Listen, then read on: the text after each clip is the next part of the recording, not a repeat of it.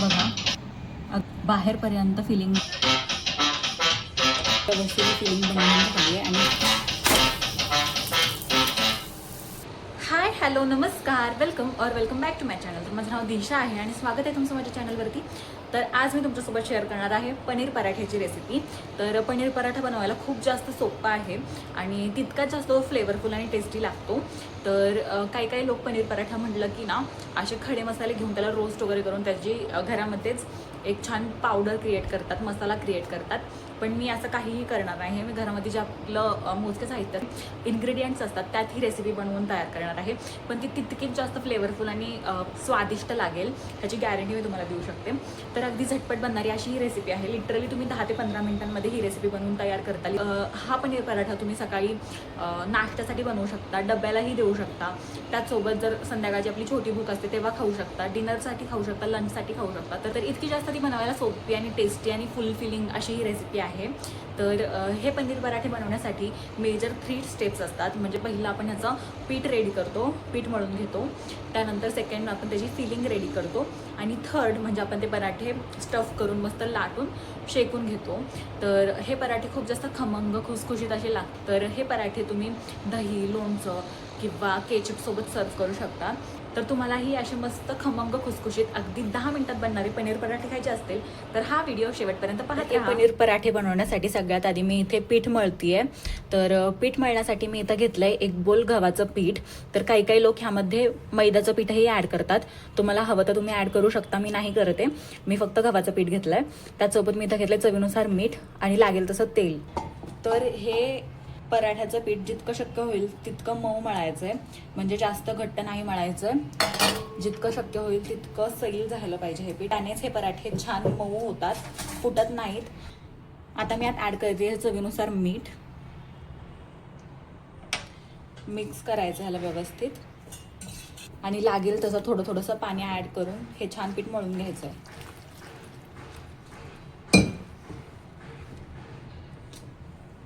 तर जितकं शक्य होईल तितकं मऊ पीठ मळायचं आहे. जास्त घट्ट नाही मळायचं आहे ह्या पिठाला. जर तुम्ही खूप घट्ट पीठ मळलं तर मग पराठे फुटू शकतात. तर अशा प्रकारे मी लागेल तसं थोडं पाणी ॲड करत छान हे पीठ मळून घेते.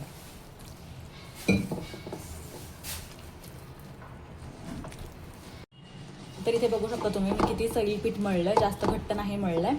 आता यावरती मी थोडंसं तेल लावून पुन्हा याला चांगलं मळून घेते. तर अगदी थोडंसं तेल ॲड करते मी. तेल लावून पुन्हा याला चांगलं मळून घ्यायचं आहे, जेणेकरून हे छान भिजलं जाईल पीठ.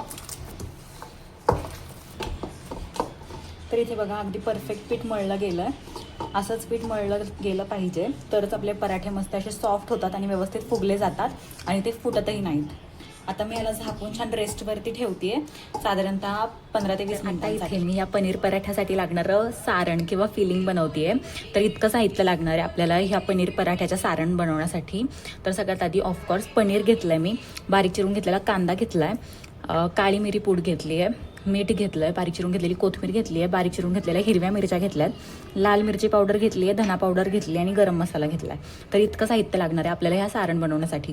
तर सगळ्यात आधी इथे मी हे पनीर छान ग्रेट करून घेते किंवा किसून घेते किसणीने मस्त. तुम्ही हवं तर डायरेक्ट मॅश करून हाताने चुरून सुद्धा बनवू शकता ह्याची फिलिंग. पण ह्याने काय होतं की गुठळ्या राहत नाहीत किंवा असे लम्स राहत नाहीत ह्याचे. जर तुम्ही हाताने कुस्करून केलात तर मग पराठा फुटण्याचे चान्सेस असतात. त्यामुळे मी ह्याला असं किसून घेते. बघा जास्त बारीकही नाही किसते मी, थोडंसं मोठ्या ह्यानेच किसून घेते. सगळं पनीर मी असंच व्यवस्थित किसून घेते.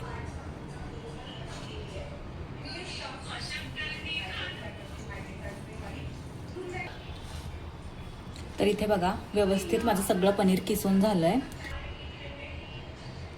अशा प्रकारे मी सगळं पनीर इथे किसून घेतलंय. आता यात मी ॲड करणार आहे बारीक चिरून घेतलेला कांदा. त्याचसोबत इथं मी ॲड करते बारीक चिरून घेतलेली हिरवी मिरची, कोथिंबीर ॲड करते, लाल मिरची पावडर, धना पावडर ॲड करते, गरम मसाला, चवीनुसार मीठ ॲड करते आणि थोडंसं ब्लॅक पेपर, काळी मिरी पूड ॲड करते. आता याला मी व्यवस्थित मिक्स करून घेते आहे. अलगद हाताने व्यवस्थित मिक्स करून घेते मी. याला जास्त प्रेस नाही करणार आहे, नाहीतर मग कांदा त्याचा पाणी रिलीज करेल आणि मग खूप जास्त ओली अशी ही आपली फिलिंग रेडी होईल. सारण ओलं होईल आणि मग पराठे फुटू शकतात.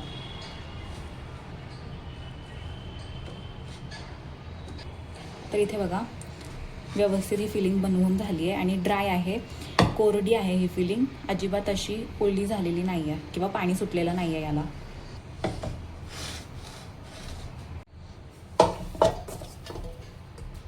तर इथे बघा पीठही व्यवस्थित भिजलं गेलं आहे. पुन्हा चांगलं मळून घेते मी एकदा.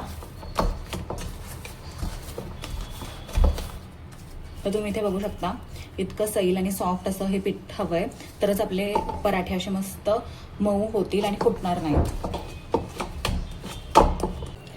तर इथे आपली फिलिंग रेडी आहे, पीठ रेडी आहे. तर आता पराठे बनवूयात. तर इथे मी एक गोळा घेतला आहे पिठाचा. याला पिठामध्ये थोडंसं डिप करून घेते आणि आपण पुरणपोळी बनवताना जशी पारी बनवतो पिठाची, तशी पारी बनवून घ्यायची आहे. तर मध्ये थोडं जाडच ठेवायचं आणि कडेकडेने याला आपल्याला प्रेस करून अशी मस्त पारी बनवून घ्यायची आहे.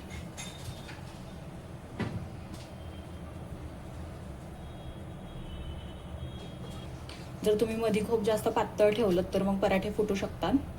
त्यामुळे मध्ये जाड ठेवायचं आहे आणि साईडने ह्याला प्रेस करून अशी मस्त पारी बनवून घ्यायची आहे. तर अशा प्रकारे माझी इथं पारी बनवून झाली आहे. तर सगळ्यात आधी मी यामध्ये थोडंसं पीठ ॲड करते आहे, जेणेकरून हा पराठा फुटणार नाही. आणि मग मी यामध्ये सारण भरते आहे. तर सारण थोडं जास्त भरायचं आहे.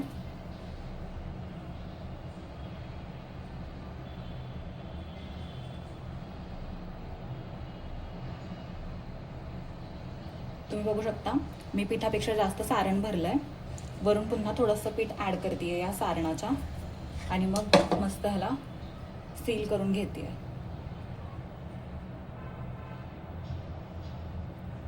अशा प्रकारे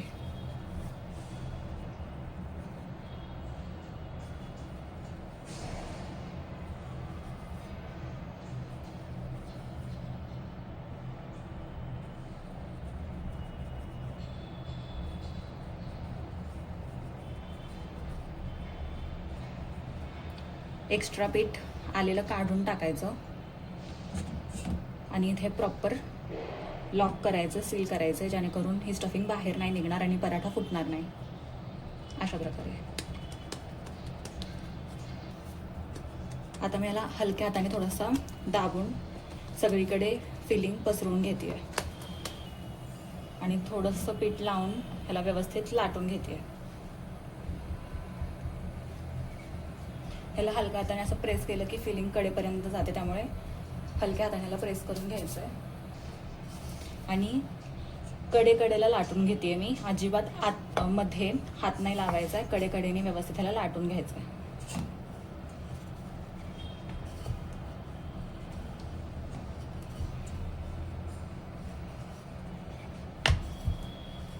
तुम्ही बघू शकता मी अजिबात मध्ये प्रेस नाही करते, कडेने अलगद हाताने ह्याला लाटून घेते.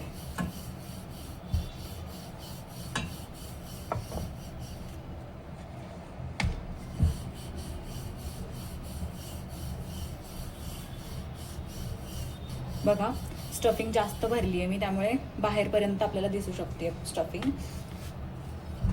कोणत्याही पराठ्याला स्टफिंग जास्त भरायची, तरच तो पराठा फ्लेवरफुल लागतो.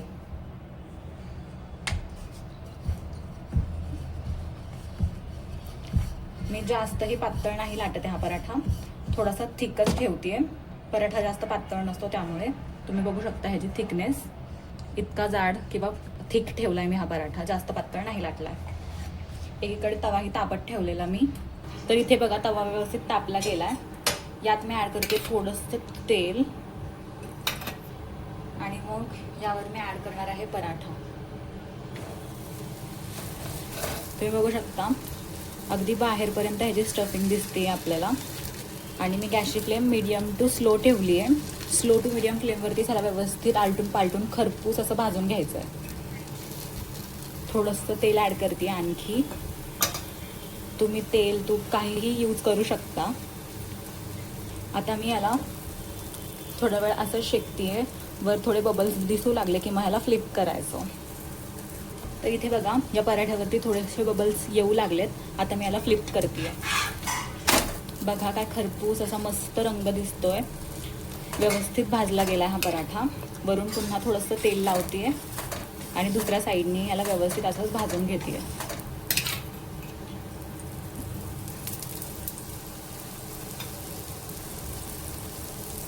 बघा काय कमाल दिसतो हा पराठा. आत्ताच मस्त सोनेरी रंग येऊस्तोवर ह्याला खरपूस होऊस्तोवर मी व्यवस्थित भाजून घेते. पुन्हा थोडंसं तेल लावते आणि याला असंच आलटून पालटून दोन्ही साईडने भाजून घेते. पराठा व्यवस्थित शेकला गेला दोन्ही साईडने. याला मी काढून घेते आता.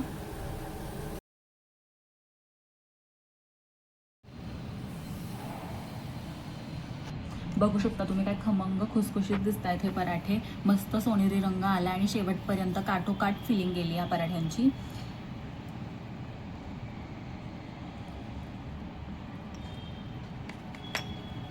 बघा अगदी काठोकाठ बाहेरपर्यंत फिलिंग आली आहे याची. आणि खूप जास्त फ्लेवरफुल आणि अमेझिंग लागतात हे पराठे. खूप जास्त अमेझिंग आणि फ्लेवरफुल लागतात हे पनीर पराठे. तर कशी वाटली तुम्हाला ही रेसिपी हे मला कॉमेंट्समध्ये नक्की सांगा. भेटूयात पुन्हा अशा चांगल्या व्हिडिओसोबत रेसिपीसोबत. तोपर्यंत बाय.